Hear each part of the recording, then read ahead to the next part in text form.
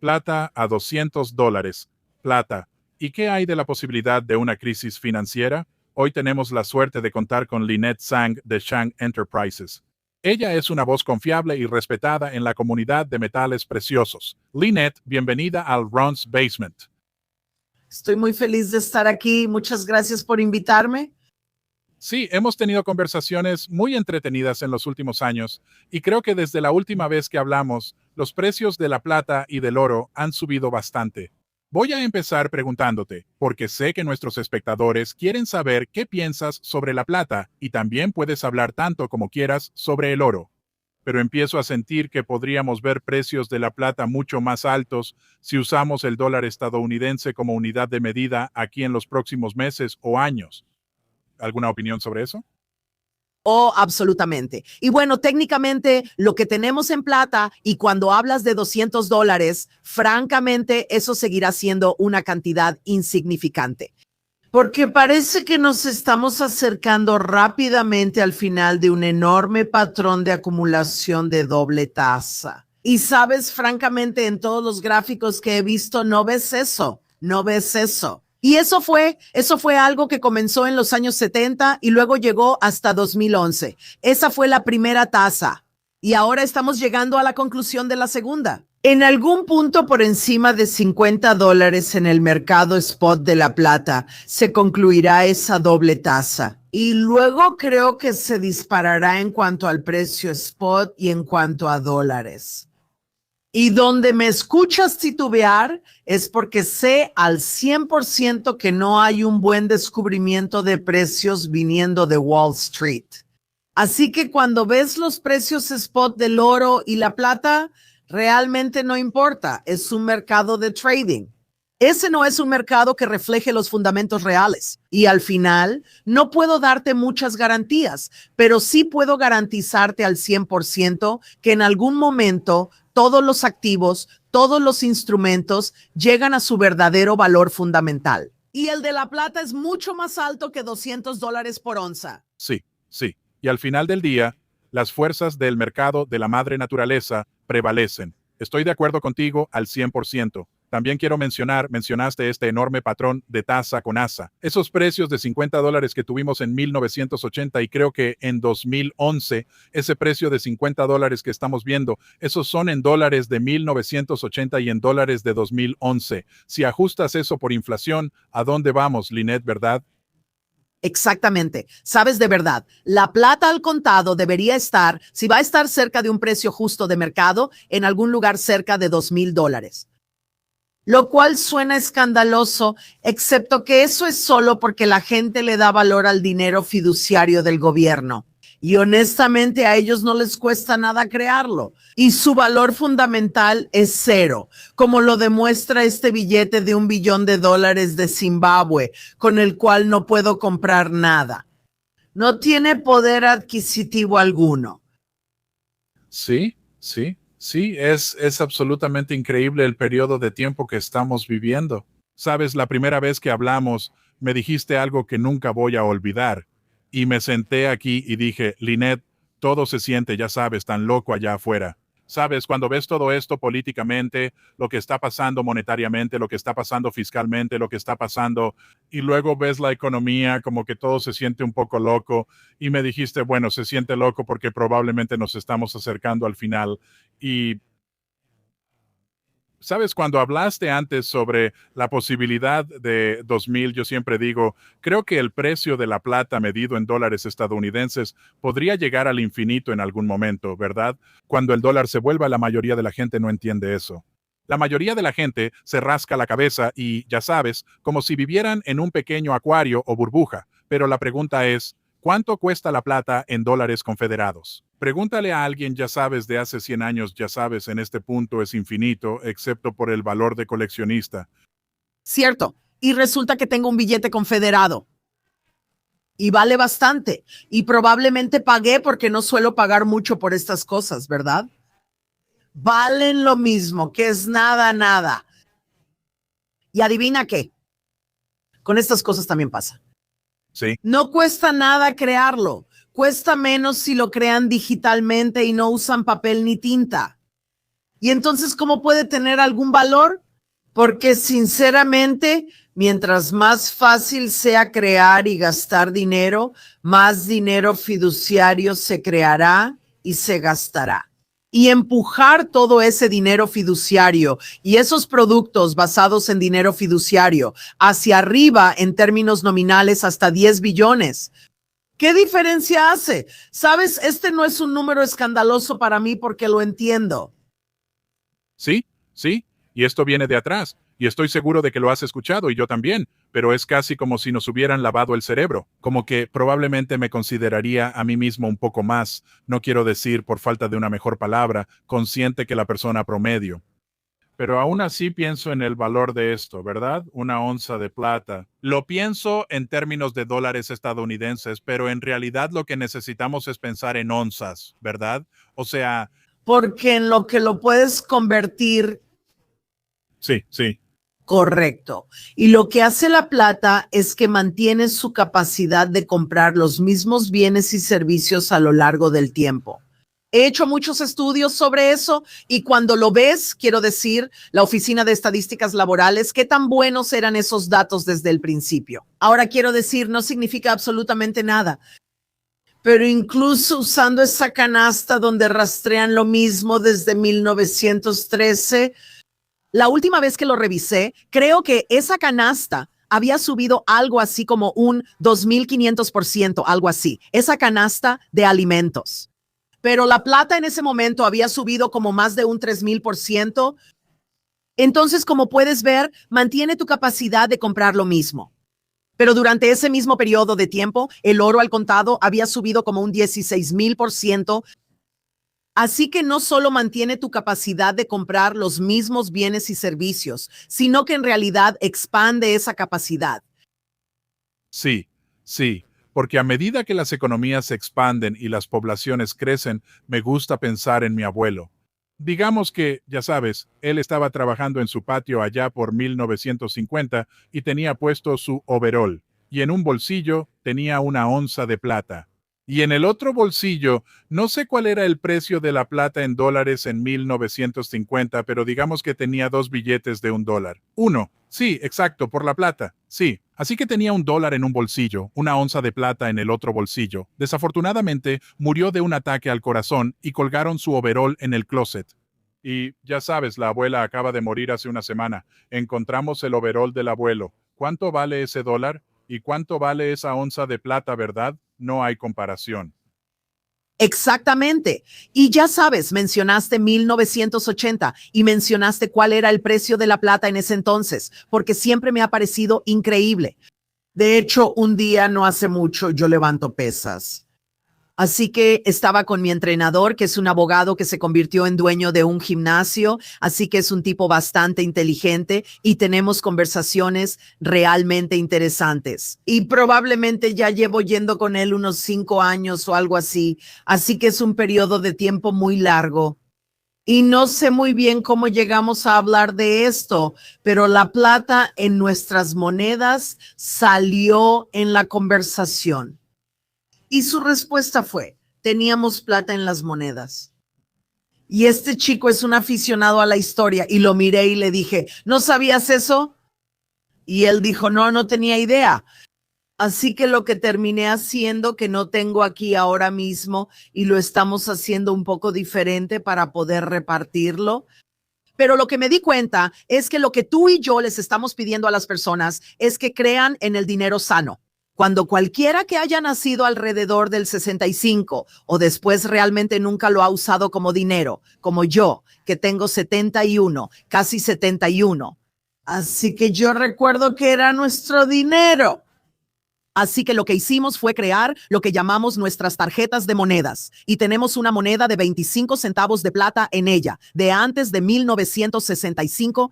Y luego tenemos una moneda nueva de 25 centavos en ella, porque la gente necesita entender que los gobiernos y los banqueros centrales tienen mucha experiencia en cambiar de una moneda, un dinero fiduciario, al siguiente dinero fiduciario.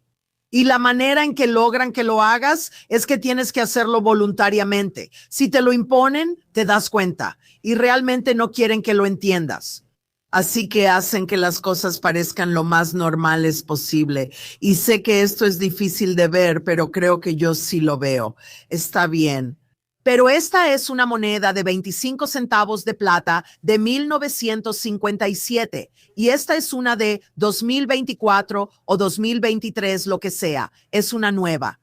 Y puedes ver que se ven muy similares, ¿verdad? Excepto por el borde. Esta es toda de plata, esta tiene algo de color cobre ahí.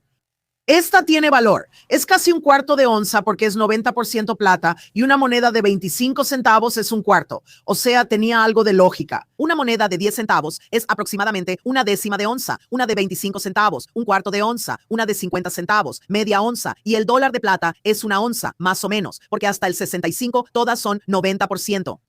Pero así es como lo hacen. Y me encanta mostrar este ejemplo. Dame 2 segundos. Lo siento. Perdón por esto. Oh, eres genial. Puedo hacer esto. Y al 99% de los estadounidenses hoy en día no les importaría cuál de esas monedas recibieran. Si recibieran la de plata de 1954, una moneda de 25 centavos, la mayoría de la gente la gastaría, ya sabes, no se darían cuenta de que vale lo que sea, 8 o 9 dólares, 10 dólares. Excepto que, ya sabes, no las encuentras en circulación. Y te diré, mientras las hemos estado repartiendo, porque yo las entrego en todos lados a donde voy. Voy al consultorio del doctor, se las doy y se los explico. Y animo a la gente a unirse al movimiento de ciudadanos por un dinero sólido, porque tenemos que volver a poner el oro en el sistema. Pero quiero que veas esto. Está bien. Y hay una razón por la que estoy haciendo esto. Pero bueno, esa en realidad no es precisa. Esta es más precisa. Está bien. Porque esto es de antes de 1933. Así que primero tenías esto. Luego inventaron los certificados porque es mucho más conveniente llevar un billete en tu cartera que esta esta moneda tan pesada. Ay, Dios mío. Y puedes, ¿verdad? Sí, podías entrar con esto. Podías salir con aquello. Pero al mismo tiempo, y esto es fundamental que la gente lo entienda porque está sucediendo de nuevo en este momento, mientras tú y yo estamos aquí sentadas hablando. Sí, las corporaciones convirtieron su deuda corporativa y tengo todas las pruebas y evidencias de la propia Reserva Federal. Las corporaciones convirtieron su deuda en billetes de la Reserva Federal. Así que las corporaciones fueron fundamentales para llevarnos a este sistema porque los gobiernos querían recaudar impuestos y gastar. Así que crearon el impuesto inflacionario y las corporaciones querían pagarte menos. Así que la inflación también cubría eso. Así que durante 20 años la gente trabajó con los tres, y puedes ver que hay una cosita dorada para recordarte esto. Hay este billete de dólar para recordarte eso. Cuando esas dos cosas desaparecieron, la gente no pensó que algo hubiera cambiado. Pero en realidad todo había cambiado porque al renunciar a esto, renunciamos a nuestro poder sobre los bancos centrales y los gobiernos. Porque hasta ese momento, si no te gustaba lo que estaban haciendo, entrabas con esto y salías con esto. Y eso, exactamente. Bueno, podías tener tu oro físico, pero era más que eso, porque cuando sacabas el oro del sistema, había más restricciones sobre cuánto podía crecer la deuda de nuestro gobierno. Y nos quitaron esto. Esta pequeñísima 20ª parte de una onza, que es una moneda de oro de $1, que era igual a $1 de plata, e igual a, ¿dónde lo tengo aquí? Un certificado de plata. Tengo sí. Lo tengo, espera, lo tengo, Lynette, estoy preparado. Ya hay. Bien, así que estas tres cosas eran lo mismo. Cuando esto desapareció, todavía tenían esas dos por un tiempo, hasta 1965. Y luego eso se remonta a este cambio. Entonces, y la otra parte de eso que es sumamente importante es que nuestro gobierno, no puedo creer que se salieron con la suya con esto. Y bueno, ahora lo veo y lo entiendo mejor, pero aún así me parece una locura. Porque el presidente en funciones en ese momento, el presidente Johnson, de hecho dijo que si alguien intentaba acaparar esta plata, que fue lo que hicieron los hermanos Hunt, harían que el precio subiera a dólares. Y luego nuestro gobierno dijo que estaba listo para vender plata a $1.29 la onza para mantener su precio. Sí. Quiero decir, ¿por qué la gente no dijo, espera un minuto, un gobierno está hablando de intervenir y manipular los mercados? No. Pero yo, sabes, estaba viva en ese entonces. Lo recuerdo. Era una niña, pero lo recuerdo. Y recuerdo estar sentada con mis padres y mis tías y tíos el viernes por la noche. Solía encantarme escuchar todas sus conversaciones alrededor de la mesa mientras jugaban póker de centavos. Y nunca los escuché hablar de eso. Así que eso significa que no los afectó. Y mi tío Al era un tipo muy inteligente, muy inteligente. Él sabía cómo acumular oro cuando era ilegal tener más de 5 onzas de cualquier otra manera que no fuera esta. La razón por la que menciono esto es porque esto es una representación física de Ethereum. Porque no existe un Ethereum físico, ¿verdad? ¿Verdad? ¿No se parece mucho a eso? ¿Y qué tal Bitcoin? ¿Verdad? ¿Y cómo le llaman a Bitcoin? Oro digital. Sí. ¿Y qué hay de XRP? Cierto. ¿Por qué, Ron? ¿Por qué las criptomonedas tienen una representación física como oro, plata o platino? Uh-huh. ¿Sí? ¿Están tratando de hacer lo mismo? ¿Sí? La respuesta es sí. Sí lo están haciendo. Quieren que pienses que eso es igual que el oro y la plata, pero no lo es. Y hay muchas razones para eso. Siempre llamé a la plata la forma original de criptomoneda. Te lo dije antes de que empezáramos aquí por su capacidad. Quiero decir, según entiendo, la plata se usó como dinero antes que el oro durante varios cientos de años, y luego el oro apareció en escena. Sabes, quiero hacerte una pregunta y ver si estás de acuerdo con esto o si puedes aclarármelo. He escuchado decir recientemente que ahora estamos en una situación donde un gobierno puede hacer lo que quiera con el dinero, obviamente, o ya sabes, con la moneda. Puede imprimir moneda, puede imprimir, y estamos en esta situación donde tenemos 37 billones de dólares en deuda. Y la deuda y el aumento de la deuda siguen subiendo más y más y más. He escuchado que lo llaman el impuesto inflacionario. La gente dice eso porque mientras más dinero imprime el gobierno, uh, y los precios de todo. Entonces, como resultado de esa dilución, los precios de los bienes y servicios que la gente común necesita comprar suben y suben. ¿Realmente es como un impuesto oculto para las personas?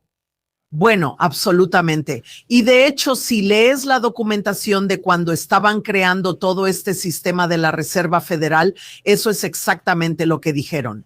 Lo que dijeron es que para los gobiernos necesitamos poder recaudar más impuestos y gastar más, pero el oro crea restricciones sobre lo que podemos hacer.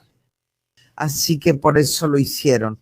Me refiero a este pequeño billete respaldado por una 20ª parte de una onza cuando instalaron la Reserva Federal, porque lo que necesitaban, y si no has escuchado esto, era dinero más flexible, ¿verdad?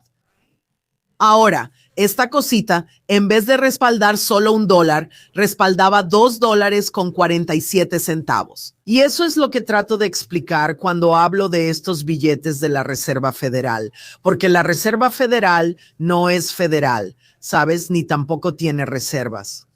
Pero era deuda corporativa. Y te lo digo, tengo todas las pruebas sobre eso. La deuda corporativa se convirtió en billetes de la Reserva Federal. Y eso fue lo que realmente creó los locos años 20. Pero si ves la gráfica del poder adquisitivo, notarás una pérdida muy rápida de aproximadamente el 50% entre 1913, en realidad 1914, a principios de 1914 hasta 1920. Y luego, en los años 20, recuperó un poco de su poder adquisitivo porque ese fue el inicio de todo. Y luego todo ese dinero nuevo, ese dinero flexible circulando por el sistema, empezaron Fue cuando Estados Unidos comenzó su economía impulsada por el consumo, porque también fue la primera vez en la historia que el público en general tuvo acceso al crédito. Crédito, exacto. Ahora sí, y les permitieron tener mucho crédito, especialmente en 1928. Es realmente interesante cuando ves esto, porque lo veo de nuevo, ¿verdad? Es la historia repitiéndose, pero en realidad antes de 1927, creo que podría ser 28, pero estoy cerca. Todos los bancos centrales tenían un mandato limitado, ¿verdad? Así que se les permitía existir entre 15 y 20 años. Esos eran los términos típicos, 15 o 20 años. A esta Reserva Federal se le otorgó un mandato de 20 años. Considerando que salieron en 1913, eso pondría el final de su mandato en el 33. Bueno, ¿es una coincidencia? No estoy segura, pero está bien, solo creo que es interesante. En 1927, por primera vez en la historia, la Reserva Federal fue un banco central. Resultó ser la Reserva Federal. Se le otorgó un mandato indefinido, Y así, creo que es una coincidencia que en 1928 fue cuando los grandes industriales que sabían que habían construido esta pirámide de papel en la bolsa de valores. Bueno, el público empezó a entrar a la bolsa como en el 27 y eso empezó a aumentar. Para 1928, todo ese dinero de los locos años 20 estaba inundando la bolsa de valores, siendo propiedad en su mayoría del público en general. Y luego la Reserva Federal retiró el crédito fácil y tuvimos 1929. Bien, ahora no sé tú, pero yo estoy viendo una gran cantidad de transferencia de riesgo que ha estado ocurriendo aquí. Y por eso creo que esto se está repitiendo. Y no creo que sea una coincidencia que estén representando las criptomonedas como si fueran oro. Pero ¿sabes cuál es una gran diferencia? Quiero decir, hay muchas diferencias. Número uno, esto se usa y la plata también. Ambos se usan en todos los sectores de la economía global. Estos se usan en un solo lugar. Cuando extraes oro, tengo que hablar especialmente del oro porque la plata se consume en la industria. El oro es indestructible. Así que se necesita trabajo y energía para extraer oro. Pero luego, como el oro es indestructible, esa misma cantidad de energía puede transferirse a todos los sectores de la economía global un número infinito de veces, porque el oro es indestructible. Quieren que creas que esto tiene valor porque se necesitó energía y agua para crearlo, pero no almacena esa energía ni esa agua. Se consume. Interesante. Estos son aspectos realmente interesantes de las que la gente no parece hablar o entender. Pero lo que sí necesitas entender, todos necesitan entender esto. O sea, hablo muy en serio con esto y es que oficialmente ya no queda prácticamente poder adquisitivo en la moneda. Y por eso tienen que crear, de eso se trataba la ley de monedas estables. La ley Genius, no estoy tan segura de que sea tan genial, pero bueno, la ley Genius trata de crear un mercado artificial adicional para los dólares porque hay una gran competencia en marcha. Acabamos de tener resultados pésimos en las subastas de nuestros bonos del tesoro. Pero es el bono del tesoro a 10 años el que sostiene la economía global.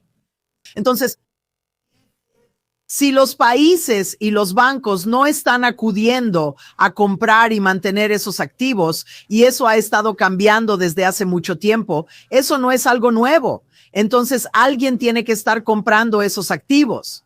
Y lo que realmente están haciendo es trasladarte el riesgo a través de las monedas estables, y no necesariamente a ti, sino a todos esos países del tercer mundo, especialmente en África, donde sus monedas están hiperinflacionadas.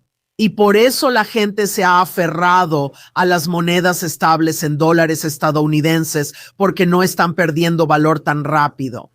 Pero como dices, mientras más hagan esto, menos valor tiene todo lo que hay allá afuera. Y ya se quedaron con tu poder adquisitivo. Así que ahora tienen que atacar tu capital. Y es así de simple, es así de simple. En realidad es una situación triste. Y ayer escuché un dato, y estoy seguro de que tú también lo has escuchado, que el 60% de los estadounidenses ahora tienen un patrimonio neto negativo. Y vuelvo un poco a lo que decías antes sobre lo que pasó en las décadas de 1910 y 1920. Se siente como de alguna manera cambiaron, y no se me ocurre una mejor manera de decirlo excepto usando la palabra esclavitud. Pero de alguna manera han trabajado para convertir al país en una especie de nación esclavizada por las deudas, donde la persona promedio, desde que va a la escuela hasta que se gradúa de la preparatoria o la universidad, realmente nunca aprende sobre eso. Lo que les enseñan es: endeudate, endeudate, endeudate lo más que puedas, y luego trabaja el resto de tu vida para tratar de pagar esa deuda, lo cual probablemente nunca realmente podrás pagar. Y la mayoría de las personas, y creo que eso se refleja en estos números, tenemos al 60% de los estadounidenses con un patrimonio neto negativo. First Mining Gold es una desarrolladora canadiense de oro con 2 proyectos de varios millones de onzas en Canadá, Spring Pole en Ontario y Du Parquet, ubicado en Quebec. Millones de onzas de oro en Canadá en proceso de obtención de permisos. La empresa no tiene deudas y hay muchos catalizadores importantes en el horizonte. Eso es una locura. ¿Cómo es que tienen un patrimonio neto negativo? Y piensa en el nuevo sistema que acaban de implementar porque no hay ni una pizca de duda. Yo lo he vivido. Lo viví en el 65 cuando era niña y en el 71 cuando era adolescente. Así que ya sabes, lo que estoy viendo es una repetición, solo que cambiaron el sistema. Y sí dicen que el oro es el dinero de los reyes. La plata es el dinero de, creo que es de los comerciantes o algo así. Yeah. Gentlemen, Caballeros, ¿sí lo sabían? gentlemen. Y la deuda es el dinero de los esclavos. Y 100% no tengo absolutamente ninguna duda porque leí sus documentos del FMI, a ellos me refiero. Y digo ahí, será la Reserva Federal o el Fondo Monetario Internacional o el Banco de Pagos Internacionales o el Banco Mundial o el Foro Económico Mundial. Sabes, tienes que leer eso porque la mayoría de la gente no lo hace. Y por eso probablemente son un poco más abiertos y honestos ahí, porque saben que la gente no los va a leer. Pero de lo que se trata la tokenización, y wow, o sea, la primera vez que me topé con esto y empecé a hablar de ello fue en 2015, era para permitir que las personas pudieran tener toda su riqueza en el teléfono. Y déjame decirte, ¿qué está pasando con la IA y la capacidad de manejar la percepción de las personas, alimentándolas con información y moviéndolas en la dirección en la que quieren que vayamos? Sabes, la gente es tan dependiente. Y si tienes toda tu riqueza y todo tu patrimonio en tu teléfono y ahora estás afuera y te están incitando a gastar ese patrimonio y tienes tanto, sientes que es solo un poquito. Y los contratos inteligentes se suman a eso. Antes de que te des cuenta, entonces hemos caído en aquello de lo que hablaba el Foro Económico Mundial. Para el 2030 no poseerás nada. Y no tendrás a nadie a quien culpar más que a ti misma. Psicológicamente no entenderás que te animaron a hacer eso. Y ya he visto eso antes. He visto eso con dueñas de negocios, pequeñas empresarias. O sea, Amazon llegó que a finales de los 90 y Wall Street los financió. No tenían que ganar dinero. No tenían que cobrar impuestos estatales sobre las ventas. No tenían que hacerlo. Tenían muchas ventajas. Pero una tiendita familiar en tu comunidad local, ellos no pueden permitirse esas pérdidas. Tienen que obtener ganancias, tienen que cobrarte impuestos. Y entonces, una vez que Amazon tuvo una porción lo suficientemente grande, bueno, entonces tuvieron que empezar a cobrar impuestos. Pero esto fue una trampa. No era una competencia justa. Y conozco dueños de pequeños negocios que no pudieron sobrevivir por esto. Este es un juego manipulado. Y mientras más pronto la gente se dé cuenta de esto, se convierta en su propio banco central y sea lo más independiente y autosuficiente posible dentro de su comunidad, porque tenemos que hacerlo en comunidad, mejor estaremos todos. Esa es nuestra lucha. La comunidad lo es todo. Y mientras hablabas, pensé que la mayoría de los estadounidenses, cuando esto suceda, se van a quedar rascándose la cabeza pensando, ¿cómo pasó esto? Todo lo que hice fue hacer lo que me dijeron que hiciera, ya sabes, porque como dijiste, creo que no quiero sonar grosero al decir esto, pero la realidad es que los humanos somos animales muy fáciles de entrenar, la mayoría de nosotros. Como que somos muy, ya sabes, propensos, incluso yo mismo, ya sabes, o sea, así que va a ser un camino interesante, ya sabes, especialmente cuando pienso en eso y nunca me pongo político en mi programa. No digo que esté a favor o en contra, pero cuando veo objetivamente lo que está pasando en Washington, D.C. en este momento y cuando veo el panorama general, podríamos hablar otras 2 horas sobre esto. Pero con la deuda nacional y lo que la administración va a hacer, no lo sé. ¿Sabes? Creo que objetivamente podemos ver el pasado de Donald Trump y darnos cuenta de que es un tipo al que le gusta la deuda y es un tipo al que le gusta, ya sabes, acumularla. Él no ha sido exactamente, como lo digo, supongo que ha acumulado mucha riqueza, pero no es una persona a la que le guste la austeridad.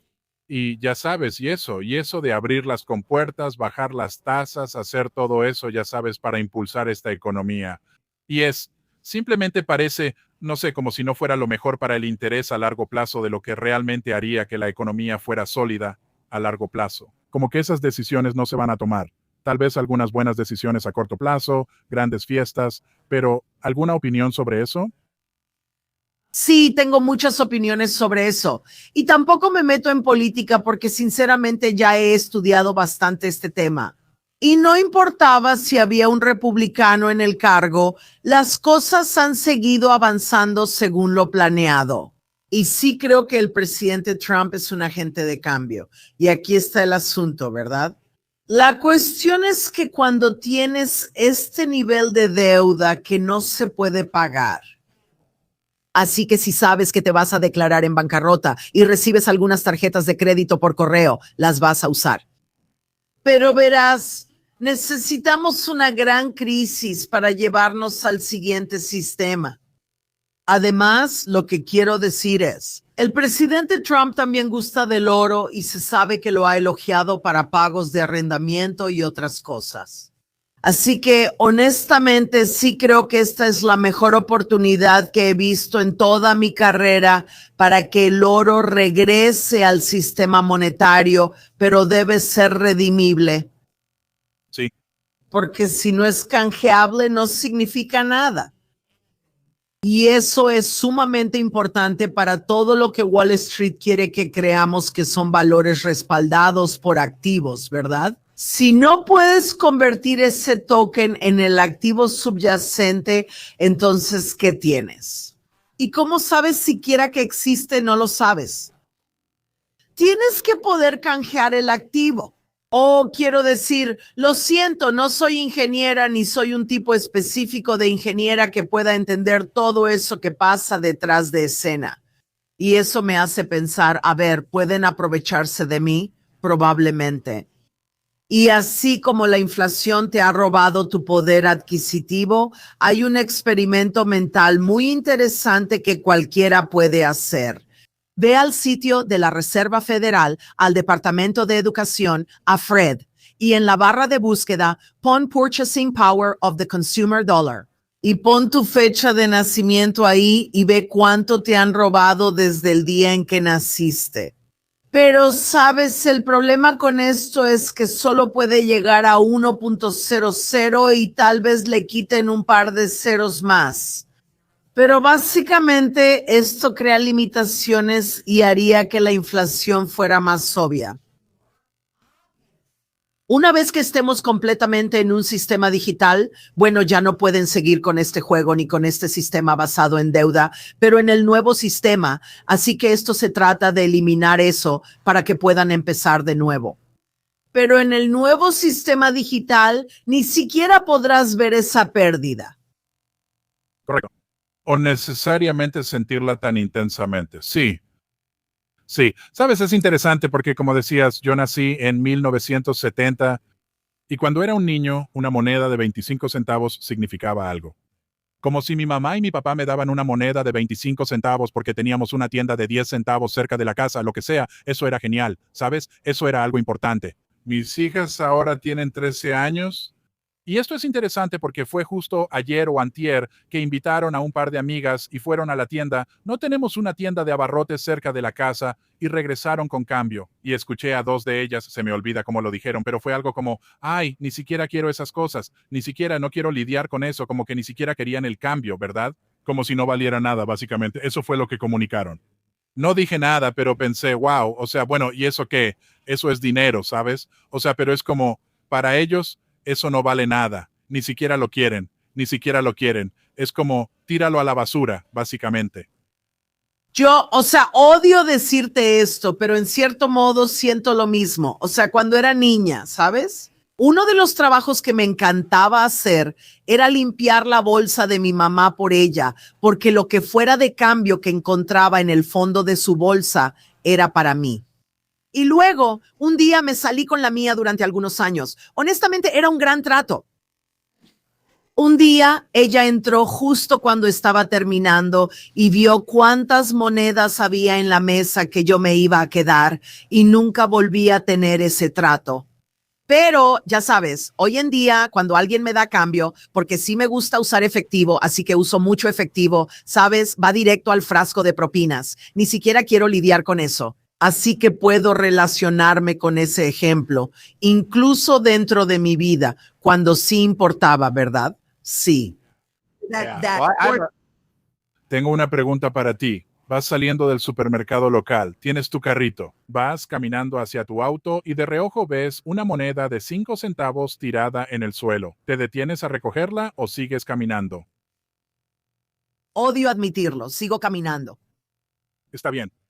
Hubo un tiempo en que si veía una moneda de 1 centavo en el suelo, la recogía. Recuerda, encuentra 1 centavo, recógelo y tendrás buena suerte todo el día si está cara arriba. Y te la ponías en el zapato y andabas por ahí con un estúpido centavo en el zapato. O sea, es como, ya sabes, porque luego tengo que lidiar con eso y no quiero lidiar con eso porque ya no tiene valor. Y no lo tiene.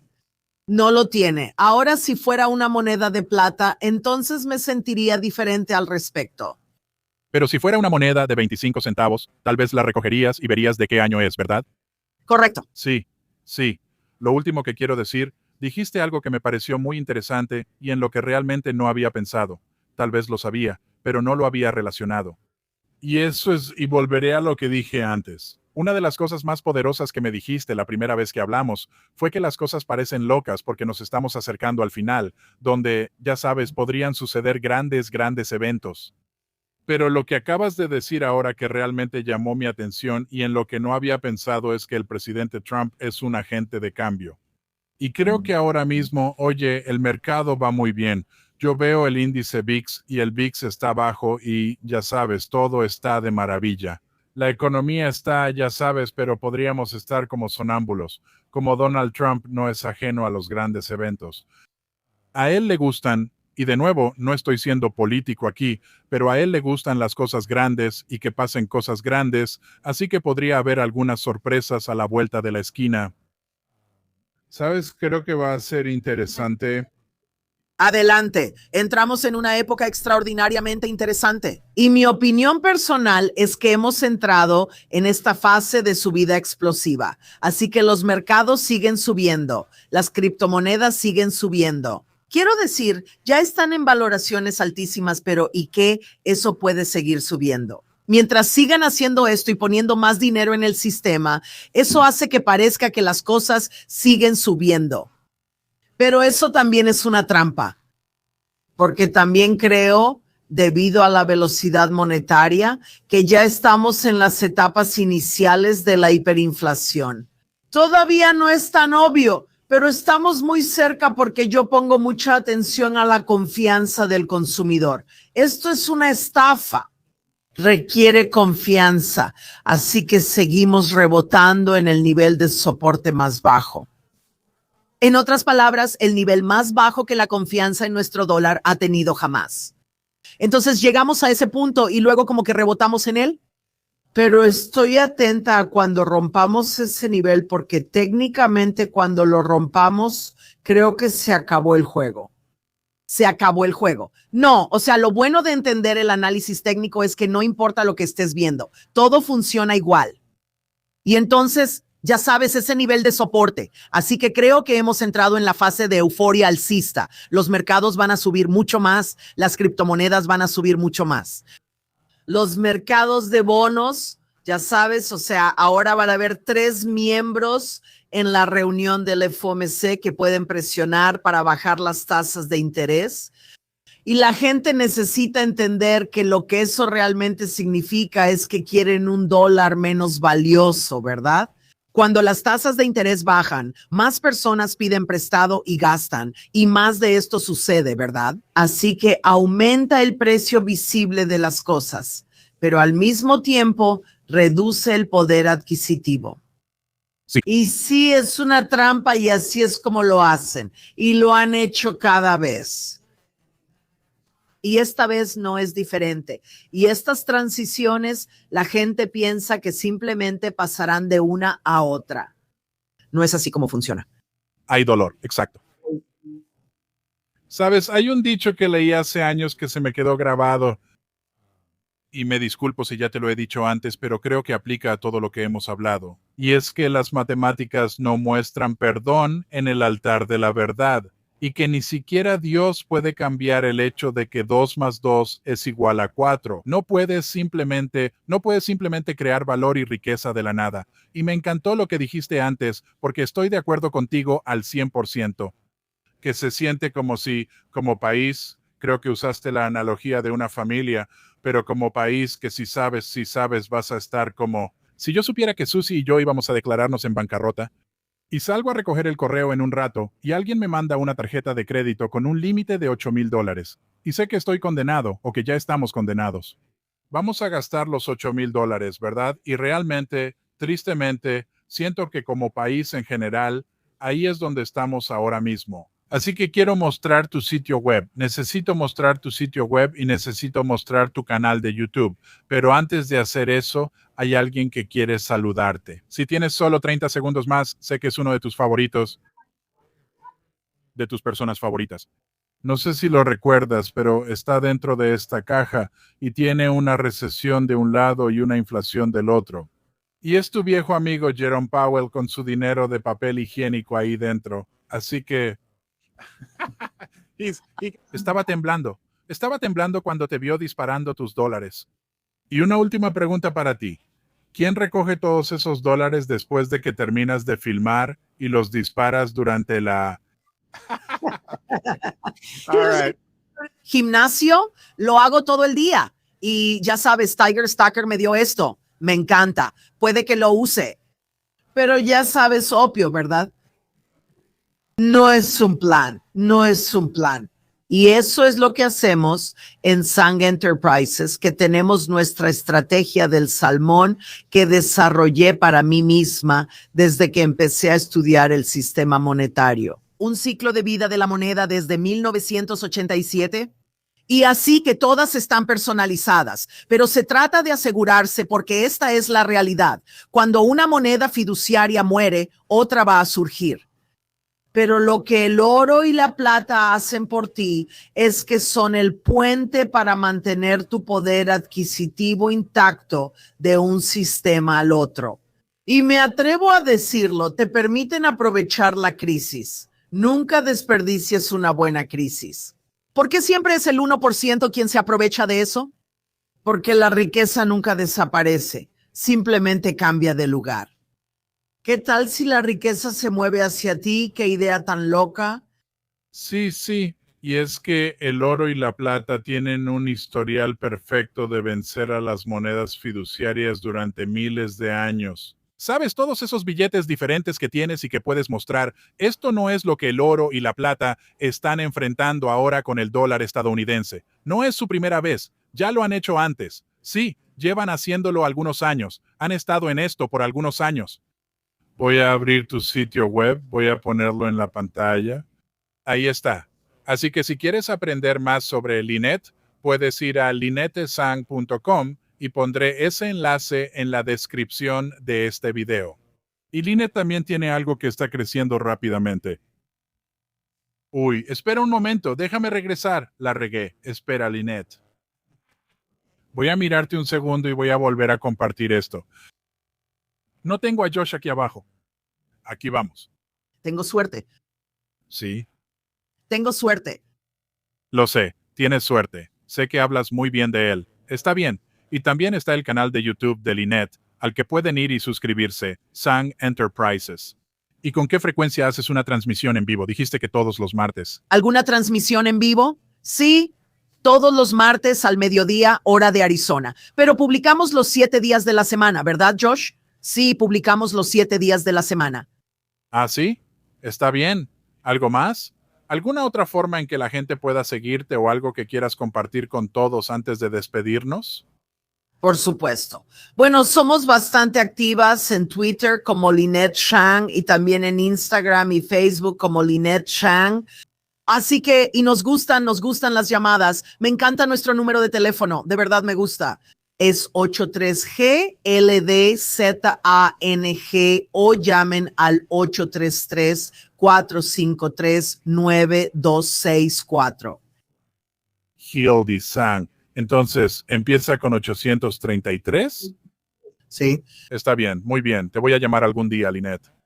más te vale. Lo haré, lo haré. Muy bien, too.